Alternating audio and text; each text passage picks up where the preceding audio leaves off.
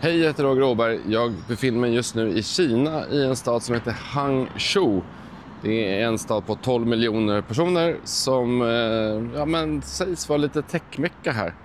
Och Alibaba kommer härifrån, DeepSeek sitter tydligen här och lite sådär. Jag var på ett köpcentrum här igår och de hade ett gäng biltillverkare där. Det börjar dyka upp lite grann i Sverige också, så det kanske inte är jättekonstigt. Men jag tänkte att vi går dit och kollar läget lite grann så att man får se hur det funkar här helt enkelt. Vid de här pilarna så finns det en massa kameror som blixtrar som tokiga på alla bilar som åker förbi här.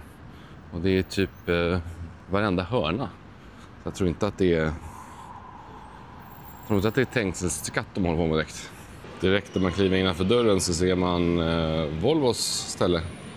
Och där borta finns det en Zeekr och där borta finns det Tesla och det finns bilar inne på Huawei också. Men vi börjar här hos Volvo. Och det här är ju deras EM90. Alltså deras version av den där Zeekr 009. Och de är väldigt, väldigt, väldigt lika på allting egentligen. Dörrhandtag och allting är exakt de samma. Man har bytt ut de här knapparna. Det är liksom fint och lite täcke på en och samma gång. Här borta finns det ett härliga knappar konstiga kanske jag ska säga. Knappar för skyddet i taket och sen så en digital klocka där. Här framme är det en skärm och en Volvo-ratt. Inga konstigheter egentligen. En Orrefors Sweden-logga.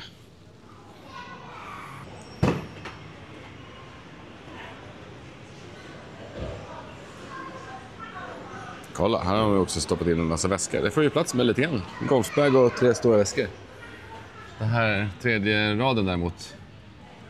Inte så rackarns härlig kanske. De visar upp EX30, det gjorde de på mässan också. Men jag har faktiskt inte sett en enda av dem på stan.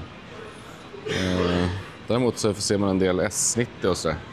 De säljer även XC90, den nya. Men inte EX90. Den finns inte här. Just det, här, kolla. Let's fika. Här kan man faktiskt få lite fika. Fika-menu. Men ingen kanelbulle, så att det får det vara. Och det verkar vara espressomaskin. Jag vill ha bryggkaffe, tack. Vi kanske går från den här och kollar på Zeekern där borta. Här har vi syskonet, alltså originalet, och ni ser på dörrantagen att det är samma, att det är stolarna är nästan samma. Knappar och sånt här är också typ exakt de samma. Det är verkligen samma bil. Lite annorlunda ratt såklart, men skärm och sånt där sitter på exakt samma ställe. En riktig carbon copy. Jag tror jag har sett 2-3 stycken sådana Volvos i alla fall. Så de säljer ju någon i alla fall. Men rumpan är ju... Men den här ser man nästan överallt, tänkte jag säga. Men på betydligt fler ställen. Det här är ju då 7Xen som typ snart kommer till oss i Sverige. Zeekr har också försökt göra det liksom Tesla-grejen och säljer små dammsugare och... Oj, den höll på att gå sönder. Ett power supply typ. Jag vet inte vad det är för något. En kudde. Och tröjor och sånt där. Här kan man också köpa nya 007 GT. Och just nu får man den då för 200 000 yuan. Jag tror att det här betyder att om man lägger till det där så får man extra allt typ. Här har vi en 001 och 007 GT. Som då kostar 200 000. Jag tycker att den är, som sagt, jag gillar den där bilen. Där har den här är mycket snyggare. Här har vi Tesla. Som ju finns, eller var det kanske en av de första i Sverige att liksom finnas i ett shoppingcenter. Och här har vi nya 3, nya Y och nya X, eller nya X. Gamla hedliga X. Som referens då mot den där GT:n, den där, så kostar en Model Y då tydligen från 260 och en enklaste Model 3 227. Så att den där är bra prissatt, skulle man kunna säga. Nu drar vi till Huawei. Där finns det telefoner, men det finns också bilar där, vilket är lite, inte konstigt, men väldigt tydligt för det här landet. Huawei har ju inte funnits med sina mobiltelefoner på flera år i Sverige, inte på riktigt i alla fall. Och här visar de upp 2 stycken telefoner som då garanterat inte kommer hem. Den här heter Pura X och är då en liten foldable med en radda med kameror. Väldigt stor skärm på utsidan, men det som är tydligt med när man fäller upp den är att den är liksom, blir väldigt bred. Har ett annorlunda format. Gör någonting annat med det här foldable-grejen. Oklart om det är speciellt, om det är bättre än den höga, men det finns något charmigt med det här. Det är liksom typ 4:3-format. Det här är Mate XT som är den här trippelvikta luren. Som, ja, den är ju tjockare än en vanlig telefon. Formatet är bra så här, men den är ju lite tjockare än en vanlig telefon, vilket inte är så konstigt. Den är faktiskt inte så mycket tjockare än en vanlig telefon. Jag ska försöka vika ut den här med en hand. Inte är det lättaste. Det är inget man gör på sekunden direkt, men när man viker ut den så blir den ju sjukt stor. Den är helt galet stor den här. 10,2 tum säger den att den är när den är utvikt. Ja, det här skulle jag faktiskt inte banga på. Jag vet inte om jag skulle använda den. Men tecknaren i mig tycker att det här är coolt. Men där borta säljer man mobiltelefoner och här säljer man bilar. Och det är inte deras egna bilar, utan det här är en Stellato, det här är en Luxid och de här borta heter Aito. Anledningen till att man kränger dem här är att man har massa Huawei-tech i dem. Så det känns, oj vad den här kändes Volkswagen. En Tiguan-kopia. Här kan man ju ha lite, jag vet inte vad det där är för symbol. Alla ser nästan likadana ut. Den här är lite specifik faktiskt med sina framlampor som man kan ha massa saker i. Det Huawei har gjort är att man har tryckt in all sin teknik i bilarna. Till exempel på skärmarna. Alltså det här systemet är gjort med Huawei. Och man har även liksom fixat liksom laddplattorna, men man har också fixat drivlinor och grejer. Alltså, så det finns massor med Huawei-saker i den här. Jag tror att det här var lite grann det som Apple försökte göra när de höll på med sitt bilprojekt. Eller kanske ville, men det var ingen europeisk eller amerikansk tillverkare som ville släppa in dem.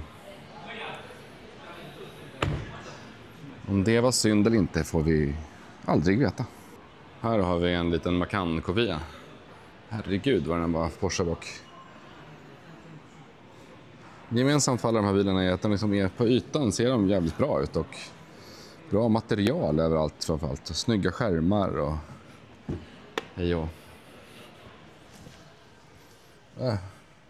Den var faktiskt lite frän. Hur bra de är däremot vet jag inte. Och så unika designer är de i alla fall inte. I alla fall inte den här rackaren. Jäklar vilken Porsche. Här har vi en JBL-högtalare. Nej, förlåt. Det var en Huawei. Och här har vi en HomePod. Nej, förlåt. Det var en Huawei. Nu har vi sett 1, 2, 3 märken där inne. Volvo, Tesla, Zeekr uppe 6. Nu är det märke nummer 7 och 8. För det här är Nio och deras undervarumärke Firefly. Och där är deras andra undervarumärke Onvo. Här är lilla Firefly och den här är faktiskt lite imponerande. Den här kostar 14 000 svenska pengar. Vad det skulle vara i Sverige, det är faktiskt helt omöjligt. Men den har några saker. Alltså, är den otroligt stor på insidan. Väldigt stort bagageutrymme. Ingenting under där, men det är liksom en otrolig balja. Och här framme är också... How large is this? Det är 92 liter här inne. Det är helt gigantiskt. Framförallt när det liksom är så stort där bak och stort där fram, så imponerande för en så här liten bil. Här inne har de också en egen stil. Jag tycker att det här var lite unikt. Och de här knappar eller reglagen var lite härliga. Och bilarna där borta var ju väldigt kopior. Och det här gör man någonting eget. Och då tycker jag man ska hylla det faktiskt. Och det är liksom sköna material överallt. De är otroligt bra på materialen. Lagom stor skärm. Lagom stor sån där liten rackare. Här får man se om de är något att ha. Men det är fin. Stort panoramatak och sånt. Tydligen så ska just den här modellen kosta 125 000. Och där finns det en högtal också. Upp och in i boxet.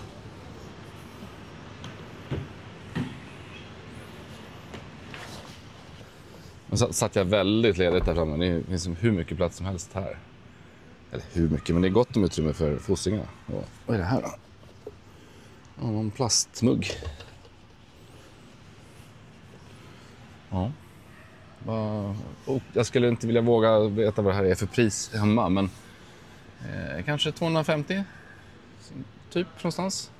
Mycket bil för pengarna. Det känns ju inte lågbudget det här direkt. Och plats med både ditten och datorn. Och unikt, ingen kopietrams. Den här ratten framförallt tycker jag var lite konstig. Härlig på ett konstigt. Nio säljer ju inte bra alls hemma i Sverige. Jag tror man har sålt 12 bilar hittills i år eller någonting. Inte bra alls. Här nere är de ganska vanliga och jag skulle inte säga att det är problemet för Nio är att de är dåliga, utan snarare att de är alldeles för dyra. Det här är Nios andra subbrand som heter Onvo L60. Om den här Firefly var en unik pjäs som var sig en egen sak, så är det här kopiefest verkligen. Kalla formen är Model Y. Den här vet jag tusan. Att man har snott Model Y-formen, det ger ju fördelar. Alltså den här uppsvällda sedanen gör ju att det borde finnas ganska mycket plats där inne. Så det kan man ju ha, tycker jag är okej. Här är ju Polestar 4, va? Och de här backspeglarna är ju, alltså de måste vara köpta av Geely. Det här måste vara exakt som Polestar backspeglarna. Både den underdelen och att de är så här frameless. På insidan är det ganska generiskt, men inte fult. Eller liksom, det är Tesla generiskt. Skärm i mitten, ingenting annat. Det här är ju verkligen en Model Y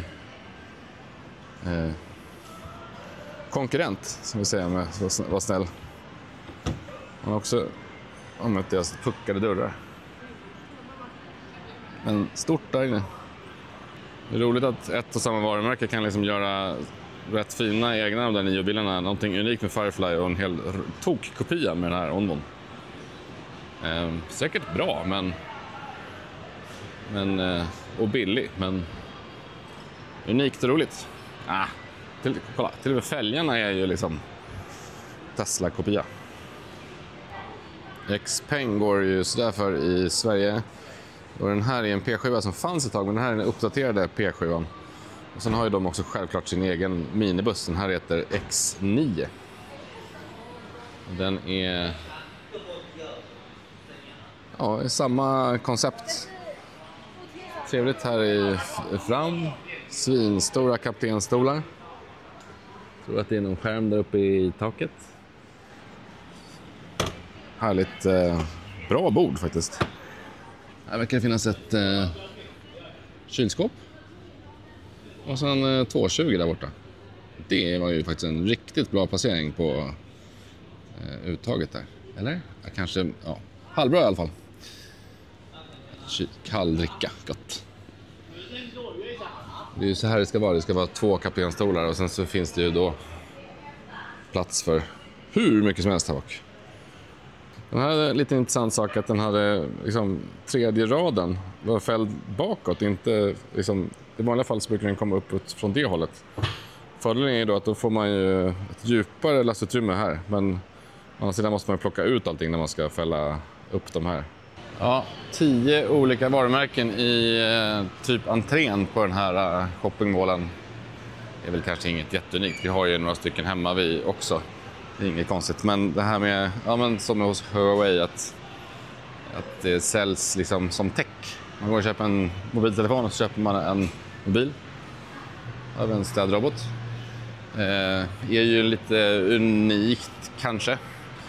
Och som ni märker så är det ju väldigt högt och lågt med hur mycket kopior och hur bra det är. Jag tycker att den här Firefly till exempel såg väldigt härlig ut. Den var söt, som en Honda E fast kinesisk.